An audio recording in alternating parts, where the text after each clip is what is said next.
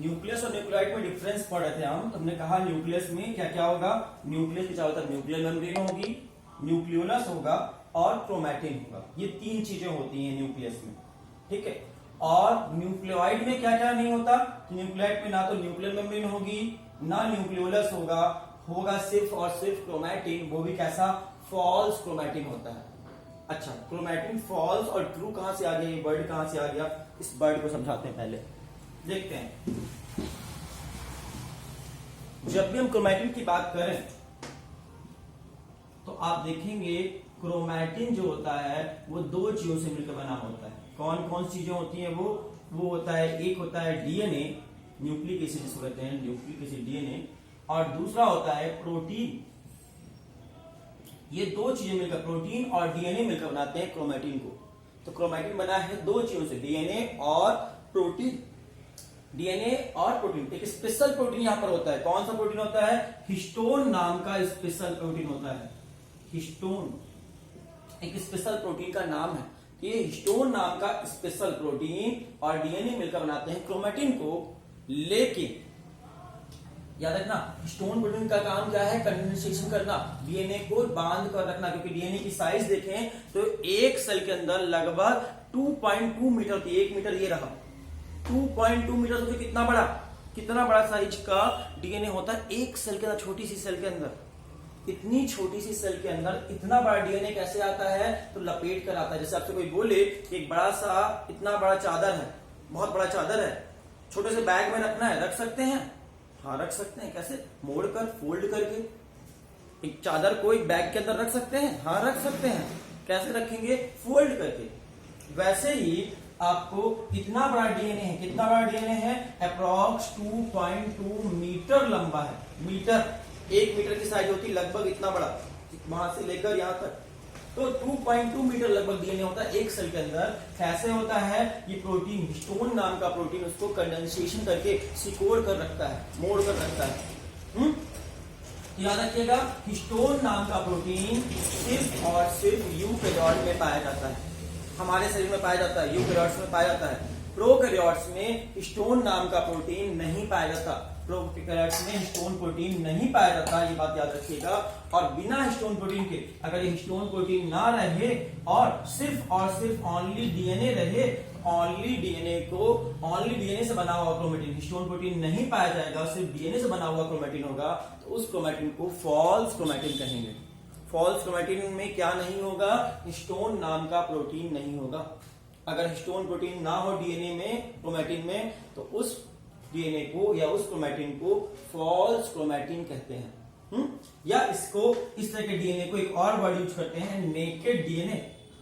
Naked DNA, बिना कपड़ा पहना हुआ, उसका कपड़ा है वो, बिना कपड़ा का, naked DNA.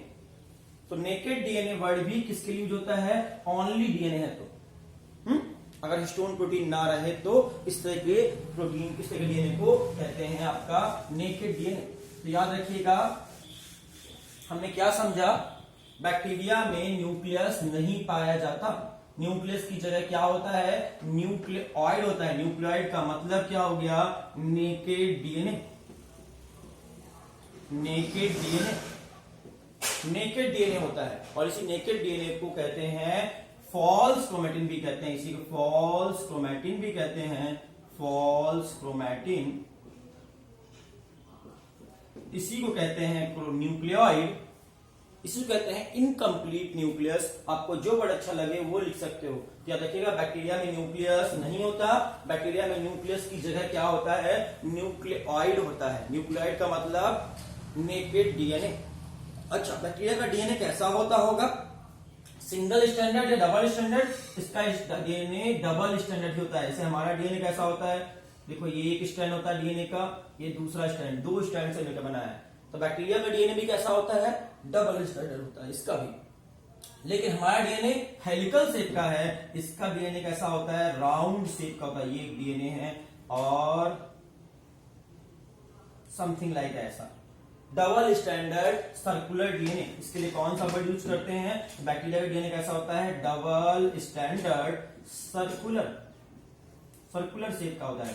Double standard circular DNA present होता है। बैक्टीरिया में कैसा डीएनए होता है, डबल स्टैंडर्ड सर्कुलर डीएनए और उसमें हिस्टोन प्रोटीन पाया जाएगा कि नहीं पाया जाएगा? बिल्कुल नहीं पाया जाएगा, हिस्टोन प्रोटीन एब्सेंट होता है।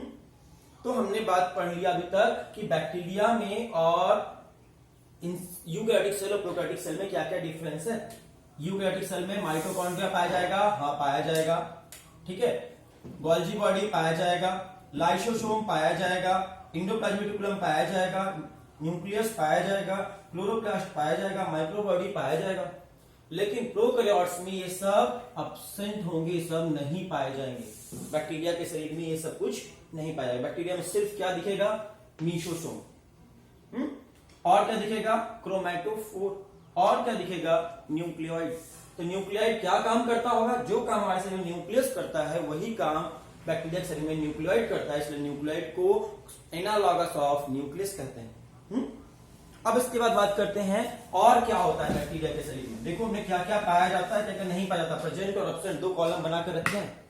हमने बताया बैक्टीरिया में मीसोसोम है, बैक्टीरिया में क्रोमैटोफोर है, बैक्टीरिया में न्यूक्लियोइड है। बैक्टीरिया में और क्या होता है? तो बैक्टीरिया में अगला चीज होता है प्लाज्मिड पाया जाता है। प्लाज्मिड, आप पूछोगे प्लाज्मिड क्या होता है? तो प्लाज्मिड क्या होता है? एक्स्ट्रा क्रोमोसोमल डीएनए को प्लाज्मिड कहते हैं। किसको कहते हैं? Extra chromosomal DNA. एक्स्ट्रा का मतलब समझ में आता है जो मेन के अलावा हो। जैसे कि मेरे पास अगर दो मार्कर है, ये मेरा मेन मार्कर है और ये मेरा एक्स्ट्रा मार्कर है, मेरे पास कोई एक्स्ट्रा मार्कर मेरा कोई छुड़ा ले मुझसे, बताओ हम लिख पाएंगे कि नहीं लिख पाएंगे? मेरे पास मेन वाला तो है, हम लिख पाएंगे। वैसे ही हमारे शरीर में, बैक्टीरिया के शरीर में दो तरह के डीएनए होते हैं, एक मेन डीएनए और एक एक्स्ट्रा डीएनए। मेन डीएनए को क्रोमोसोमल डीएनए कहते हैं और एक्स्ट्रा डीएनए को एक्स्ट्रा क्रोमोसोमल डीएनए कहते हैं।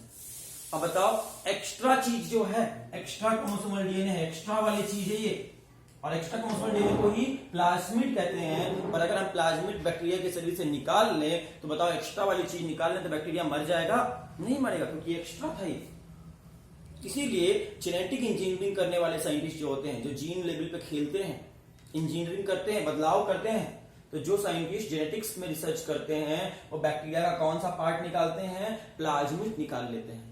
प्लाज्मिड मतलब उसका डीएनए निकाले, लेकिन कौन सा डीएनए? ये extra chromosomal DNA, main DNA के अलावा है ये डीएनए, इसलिए एक्स्ट्रा डीएनए को निकालते हैं।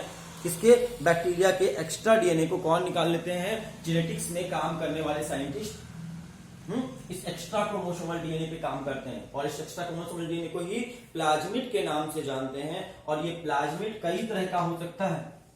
प्लाज्मिड के टाइप है कई तरह के, जैसे कि एफ प्लाज्मिड। इस एफ का मतलब होता है फर्टिलिटी प्लाज्मिड या सेक्स प्लाज्मिड भी कहते हैं। जिस बैक्टीरिया में ये एफ प्लाज्मिड पाया जाएगा उस बैक्टीरिया को एफ पॉजिटिव कहेंगे, जिसमें नहीं पाया जाएगा उसको एफ निगेटिव बैक्टीरिया कहेंगे। F plasmid. दूसरा हो गया आर प्लाज्मिड। आर का मतलब क्या है? रेजिस्टेंस से लेना देना है। आर का मतलब है रेजिस्टेंस पावर।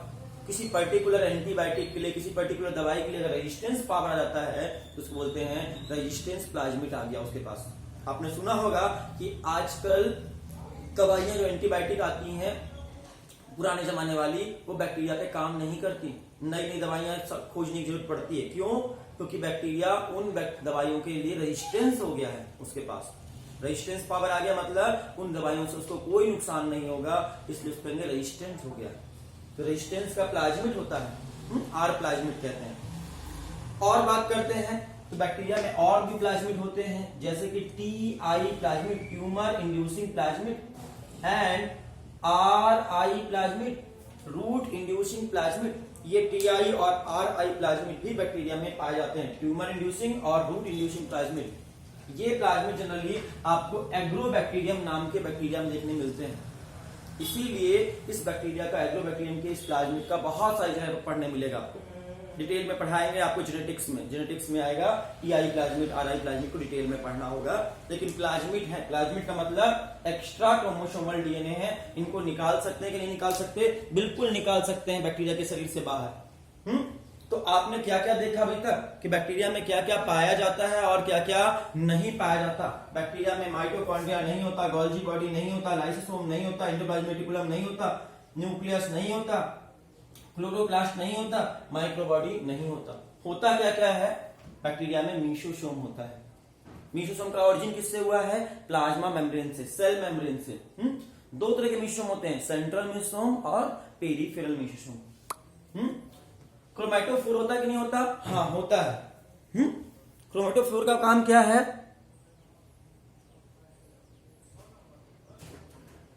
क्रोमैटोफोर का काम क्या है? क्रोमैटोफोर का काम वही है जो क्लोरोप्लास्ट का काम है। न्यूक्लियस की जगह न्यूक्लियोइड होगा, प्लाज्मिड होंगे। प्लाज्मिड कई तरह के होते हैं। और इन सब के अलावा सेल वॉल होता है, सेल मेम्ब्रेन होता है और पेरीप्लाज्मिक स्पेस होता है। तो बैक्टीरिया का स्ट्रक्चर हमने क्लियर कर लिया अभी तक। बैक्टीरिया का स्ट्रक्चर क्लियर हो गया। बैक्टीरिया में सेल वॉल होगा, सेल मेम्ब्रेन होगा और साइटोप्लाज्म में ये सारे सेल ऑर्गेनल्स होंगे। ये सारे सेल ऑर्गेनल्स नहीं होंगे। यहां तक आपको समझ में आ गया होगा। और यहीं पे आज की क्लास, यहाँ पे स्ट्रक्चर ऑफ बैक्टीरिया खत्म हुआ। ठीक है, अगली क्लास में डिस्कस करेंगे न्यूट्रिशन इन बैक्टीरिया, बैक्टीरिया का न्यूट्रिशन कैसे करते हैं। Thank you.